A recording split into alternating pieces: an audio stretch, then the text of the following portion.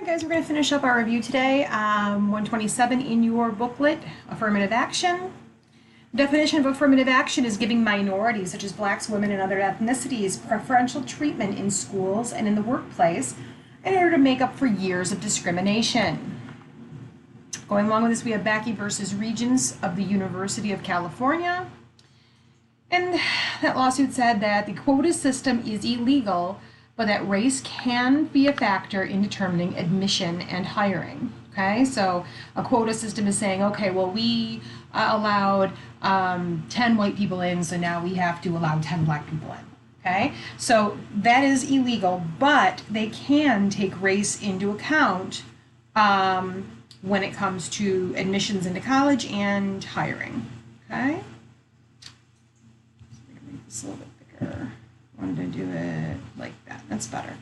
Okay, so moving on. That's affirmative action. Okay. Oops. Okay. The Iran-Contra affair. Against Congress's orders, weapons were sold to Iran, and the money from the sale went to help the Contras fight the communist Sandinistas in Nicaragua. Iran was to help the U.S. get their hostages in Lebanon released. Several high-ranking officials were jailed, and this lowered people's perception of public officials, much like some of the other things that we've talked about. 129, Reaganomics. This is Ronald Reagan we're talking about. This is the trickle-down economic theory, okay? You give tax cuts to the wealthy business owners, okay, wealthy people, and they'll take care of the workers. Well, it usually does not work at all. Reaganomics did have a little bit of success, but all in all, it doesn't work. Okay, so Reaganomics, trickle-down theory, supply-side economics, believe that tax cuts to the wealthy and businesses would help the economy, and that wealth would trickle down to the people. Okay, not a good business strategy. All right. Collapse of communism around the world. In 1989, the Soviet Union fell apart at Gorbachev's introduction of glasnost and, I hate this word, perestroika. Other Eastern Bloc countries ended, it's supposed to be BLOC, I gotta change that.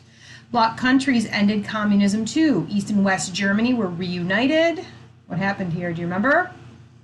Berlin Wall? Many former communist satellite nations asked to join NATO, and George Bush was president during this time. 131 is the Gulf War, also during George Bush's presidency. Saddam Hussein in Iraq invaded oil-rich Kuwait. The United States, with the United Nations, stormed into the desert and removed Iraq from Kuwait. It was not that simple.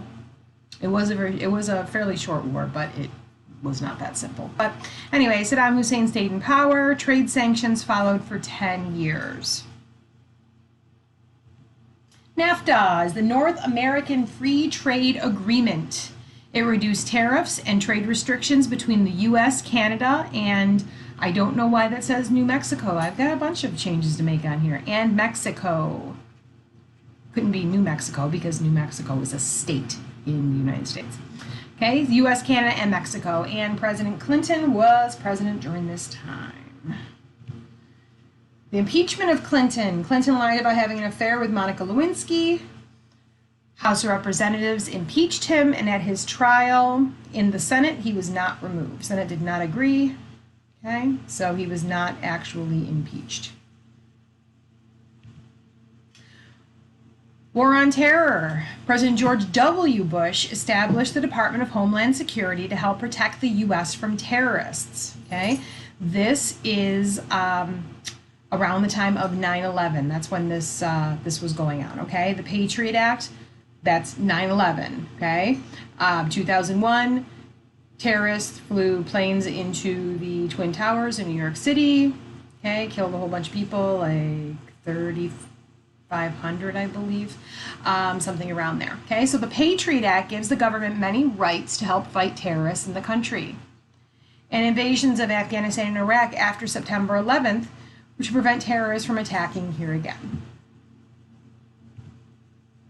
All right, so Democrats and Republicans. Here is just a quick breakdown of beliefs and what they do, okay? Democrats, they typically favor higher taxes, more social spending, take care of the poor, more civil rights, including rights of the accused and abortion. Traditionally get support from labor unions and the working class. Republicans are they typically favor small government, less taxes, business interests, less rights, strong national defense. Traditionally get support from the upper class and big business, and now they also appear to conservative Christian people, mostly because of the beliefs of Democrats with civil rights, including abortion, that it goes against conservative Christians' beliefs. So they're going more towards Republicans at this point. And this is, again, generally speaking, you cannot say the same thing for every person. You can't just do blanket statements like that. It's not responsible, honestly.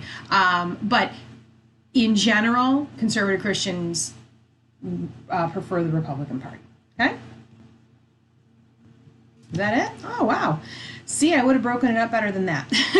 We only have 6 minutes on this one, so congratulations. You have finished your packet, hopefully. And I might put a couple more reviews up here. I know we're going to do one on important Supreme Court cases. Okay, so I will see you later. Okay, bye-bye.